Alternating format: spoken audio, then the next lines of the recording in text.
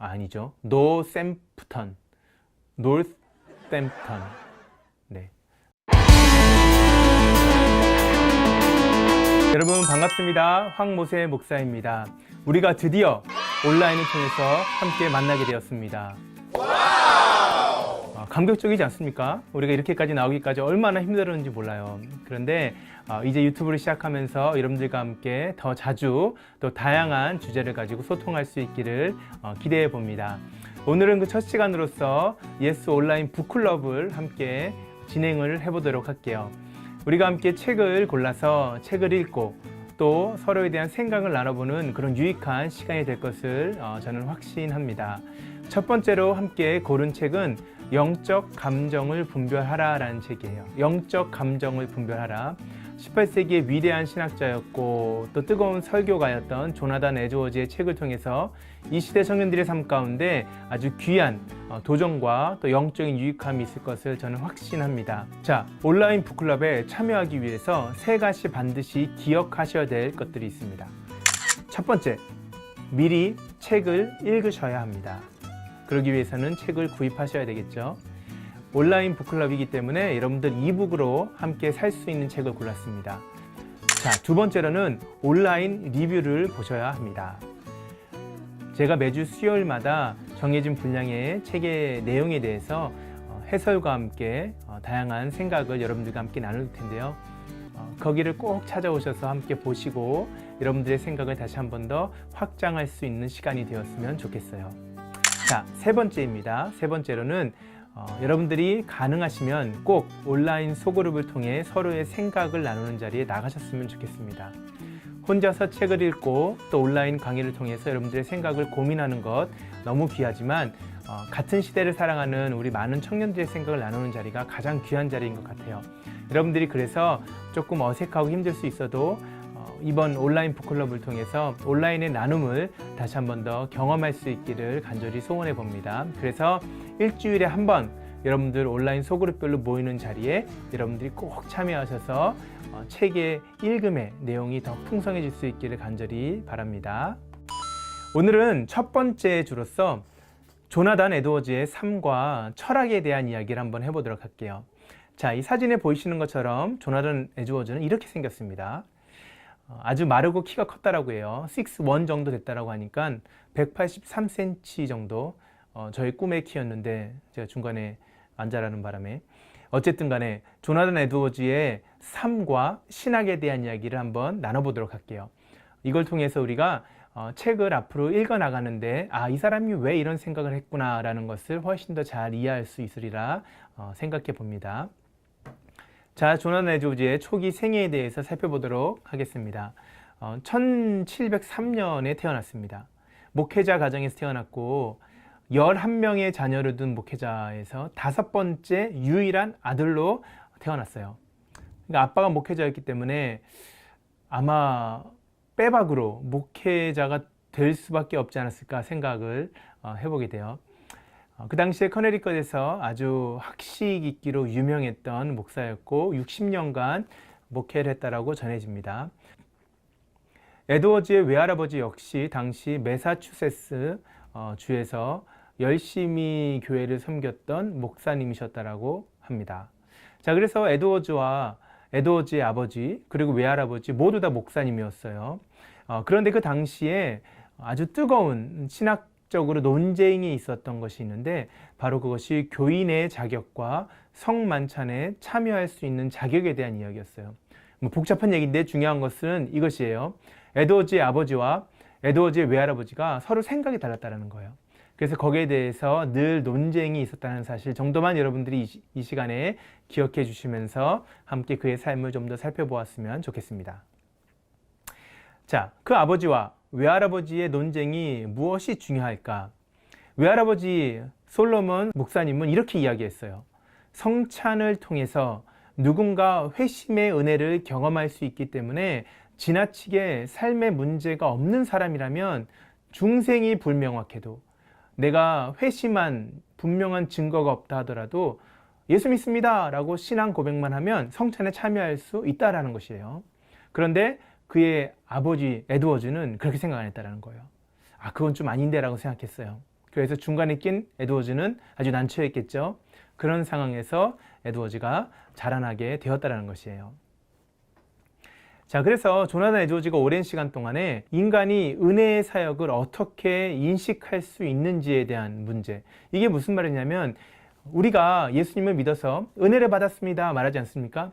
은혜를 받아서 내가 변화되었습니다 라고 말하면서 나는 구원받은 것 같아요 라고 이야기하는데, 그것을 어떻게 우리가 확신할 수 있는가 라는 질문에 대해서 엄청나게 고민을 많이 했던 사람이에요. 그래서 왜 그의 삶이 그렇게 그러한 어려운 주제에 대해서 고민을 많이 했을까를 이해하는데 그가 자라온 배경 환경이 어느 정도 이런 것 때문이구나 라는 것을 우리에게 알려준다라는 것이죠.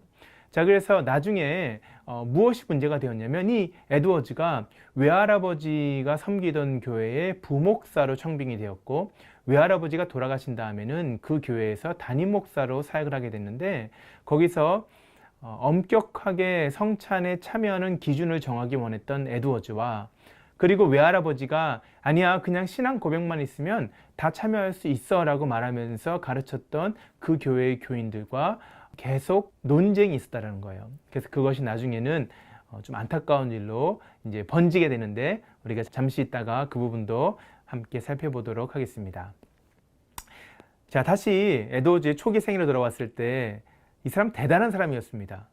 간단하게만 정리하자면 6세에 라틴어 공부 시작했고, 12세에 헬라어와 히브리어를 공부했고, 13세가 되기 전에, 정확히는 생일 한 달 전에 예일 대학교에 입학을 했다라고 하죠. 거기서 우리가 잘 알 수 없는 문법, 수사학, 논리학, 고대 역사, 대수학, 기하학, 천문학, 형이상학, 윤리학을 섭렵했다라고 이야기하고, 16세가 되기 전에 예일대를 수석으로 졸업을 했습니다. 그리고 2년간 예일 대학원에서 목회자가 되는 과정을 훈련을 받았던 천재예요, 천재. 그죠?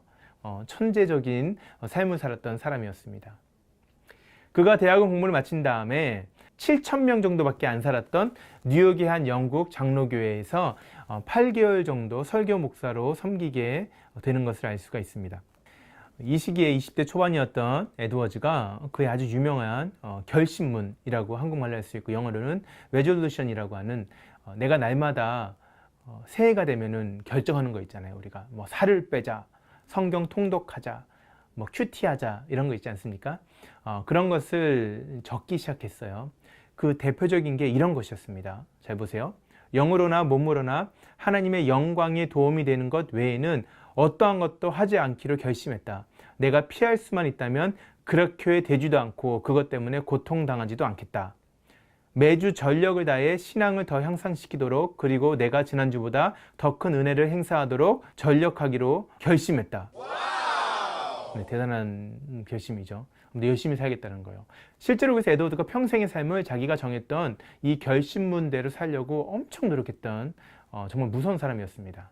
그렇게 시간이 지나고 이제 에드워즈가 목사가 되는 것을 우리가 알 수가 있어요. 1726년에 23살의 나이로 뉴욕에서의 설교 목사의 자리를 떠나서 외할아버지가 있었던 매사추세츠에 있는 노샘프턴이라고, 아니죠, 노샘프턴, 노샘프턴, 이런 데 살았어요. 발음이 여러분들 하지 마세요. 자, 교회에서 부목사로 이제 합류하게 된 것입니다. 그래서 1년 뒤에 그 자리에서 사라 피어폰트라는 여인과 결혼을 또 하게 되죠. 에드워즈도 11명의 자녀를 낳았어요. 대단하지 않습니까? 그러니까 이게 여러분 2년 동안 터울로 아이를 낳았을 때 22년 동안 애를 낳는, 이게 가능한지 모르겠어요. 그리고 1729년에 외할아버지가 돌아가신 다음에 26세의 나이로 드디어 이 교회의 담임 목사가 되어서 그로부터 23년이라는 긴 시간을 목회를 하게 돼요. 매주 2번씩 2시간의 설교. 여러분들 정말 저한테 감사하셔야 돼요. 매주 2시간 설교라는 목회자가 세상에 있었고 아주 위대한 설교가로 평가를 받고 있습니다. 우리도 한번 생각해 볼 필요가 있겠죠. Nope. 자, 그리고 하루에, 이게 진짜 충격적이죠, 12시간에서 14시간을 연구하고 공부했던 우리랑은 좀 다른 그런 사람이었습니다. 근데 재밌는 게 성격이 사교적이지가 않아서 신방을 별로 안 좋아했대요. 그래서 꼭 신방을 원하는 사람들에게만 신방을 갔다라고 전해지고 있습니다. 에드워즈 목사는 새벽 4시에 여름에는 일어났어요. 그리고 겨울에는 좀 추우니까 1시간 더 자서 5시. 에드워즈 목사의 아주 유명한 이야기가 있는데 메모를 엄청 했어요. 머릿속에 생각이 너무 많아가지고 저도 생각이 많은 사람인데 비교가 안 돼요.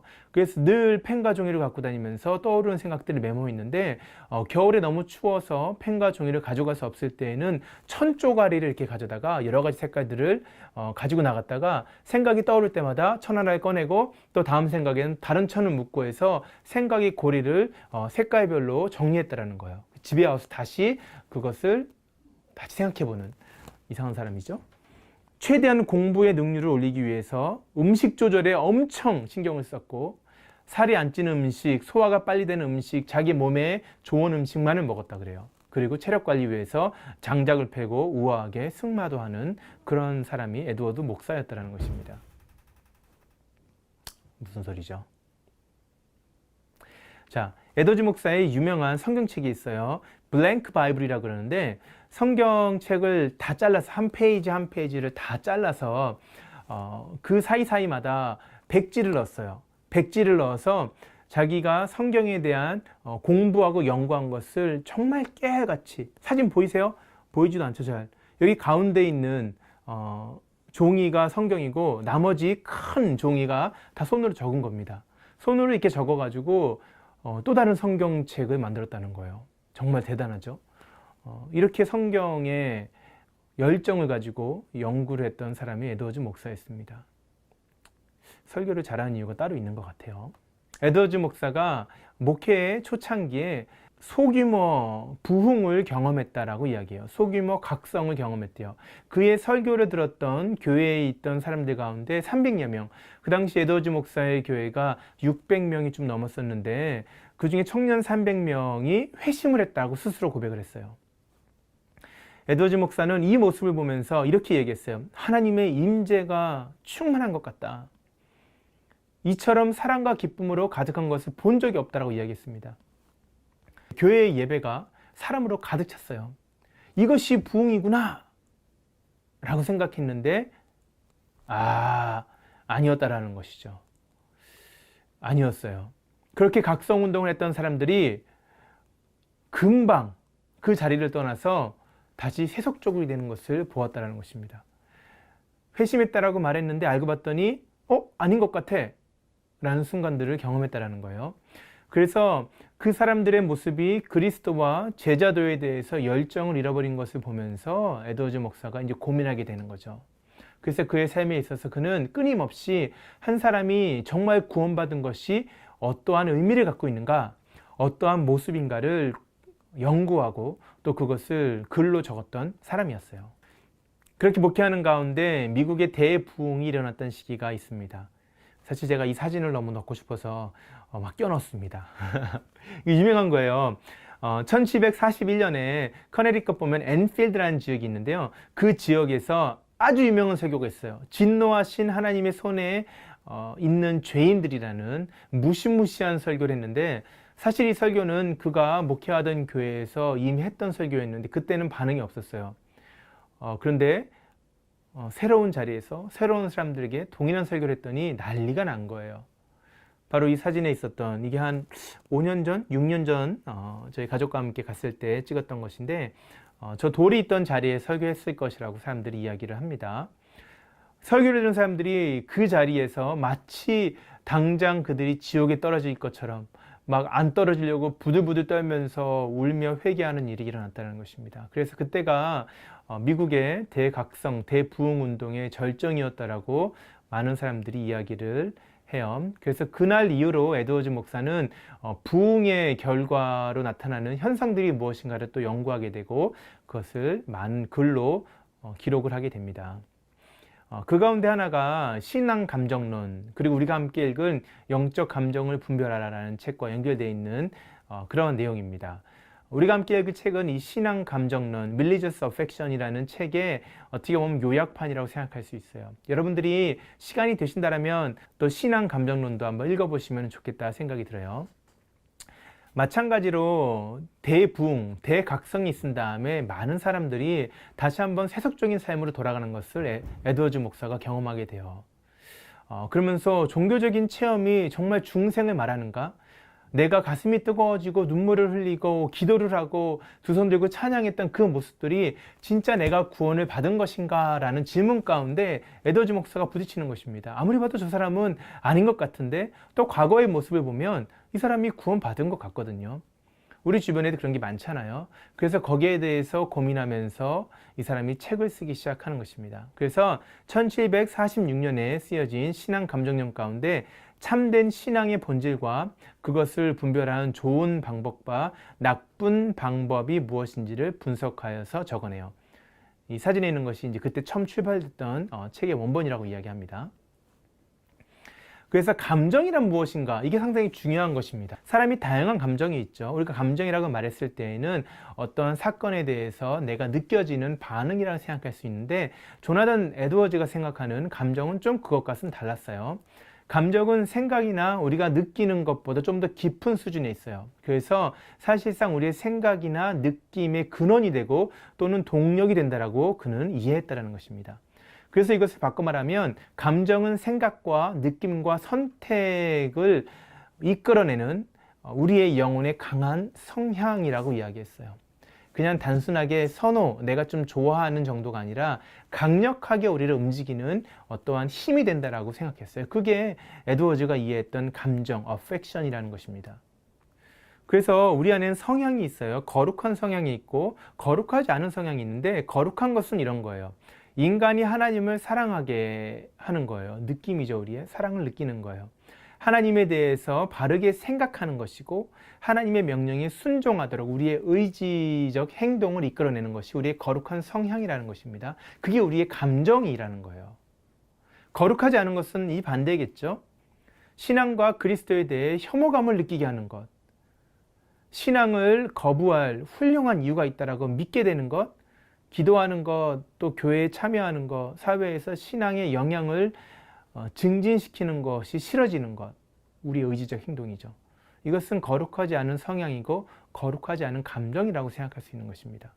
그래서 신앙 감정론이라는 책을 통해서 에드워즈는 12가지의 소극적인, 우리가 신뢰할 수 없는 어떤 표지, 모습과 12가지의 긍정적인, 우리가 신뢰할 만한, 이건 구원받았어 라고 말할 수 있는 증거를 구분해서 제시하고 있습니다.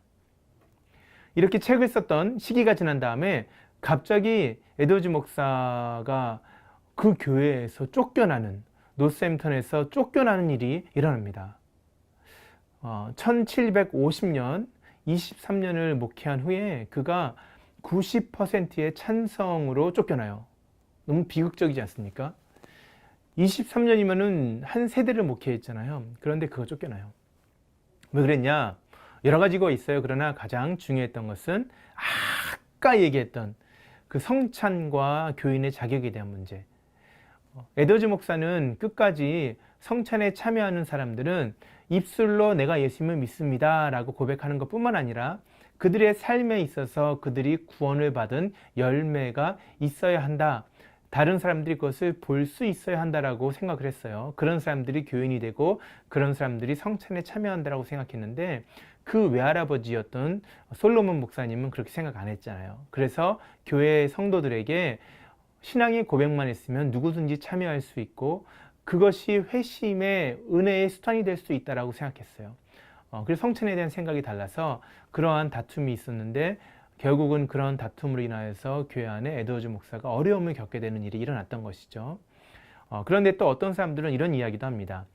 정기적으로 신방을 거부하고 계속해서 교인들에게 자꾸 맞는 얘기하는 거예요. 듣기 싫은 얘기죠. 성경적으로 이거 잘못했어. 저렇게 해야 돼. 자꾸 이야기하니까 그것이 그들의 마음 가운데 불편함을 줬고 그게 쌓이고 쌓이다가 성찬 문제로 뻥 터졌다는 이야기도 있습니다. 어찌됐건 긴 시간을 목회했던 자리에서 위대한 설교자였고 위대한 신학자였던 조나단 에드워즈가 쫓겨나는 그러한 놀라운 일이 일어납니다. 같은 목사에게 사실 좀 위로가 되는 부분이에요. 그래서 여러분 저 미워하시면 안 됩니다.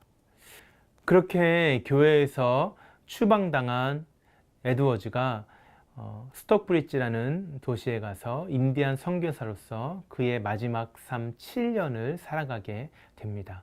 150여 명의 인디안들과 그리고 소수의 영국인 회중들을 대상으로 목회를 합니다.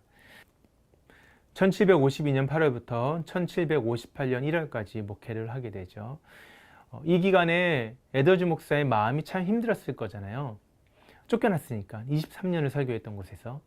그런데 이 7년이라는 시간 동안에 그가 열심히 연구하고 또 공부했던 것들을 글로 쓰기 시작하는데 그의 많은 글 가운데서 가장 위대하다고 평가되는 이 4개의 책을 집필하게 됩니다. 의지의 자유, 또 원죄론, 창조의 목적, 참된 미덕의 본질. 여러분들 기회 되시면 한번 읽어보시면 정말 좋을 것 같습니다. 그렇게 7년간 열심히 인디안 목회를 하고 책을 집필했던 에드워즈 목사에게 프린스턴 대학교에서 학교에 학장으로 와달라는 부탁이 있었어요. 몇 번을 거절했지만 결국은 그의 딸의 부탁으로 그 학교에 학장으로 가기로 결정을 합니다. 1758년 2월부터 새롭게 학교에서의 일을 시작하는데 그쯤에 천연두가 유행하기 시작해요. 그래서 학교의 권유로 에드워즈 목사가 천연두 예방 주사를 맞아요. 그런데 그것이 부작용이 생겨서 그만 좀 허무할 정도로 그해 3월 22일, 그러니까 한 달 좀 지난 상태에서 갑자기 세상을 떠나요. 그때 그의 나이가 55세였다라고 합니다. 너무 갑작스럽죠. 정말 위대한, 그리고 많은 사람들에게 지금까지도 수많은 영향을 끼치고 있는 이 조나단 에드워즈의 삶이 이렇게 하루아침에 막을 내게 되는 것이죠. 하나님의 섭리라는 것이 참 쉽지가 않습니다. 그가 계획했던 많은 학술 계획들이 있었는데 지금도 많은 사람들이 아쉬워합니다. 그것이 완성되었으면 얼마나 또 큰 유익이 있었을까 생각을 해보죠. 그러나 그것은 하나님의 손에 달려 있었던 것 같습니다. 자, 여러분 어떠셨어요? 우리가 간략하게 조나단 에드워즈의 삶과 신학을 살펴보았습니다. 우리가 책을 읽어가면서 더 깊이 있게 에드워즈의 사상과 또 그의 삶을 이해할 수 있기를 바랍니다. 우리 청년들의 삶 가운데 이 책을 통해서 정말 내가 구원을 받았다라는 의미를 우리의 삶의 변화된 열매 가운데 발견할 수 있는 은혜가 충만했으면 좋겠습니다. 한 주간 승리하시고 다음 주에 더 재미난 내용으로 여러분들을 찾아뵙도록 하겠습니다. 좋아요와 구독을 부탁드립니다.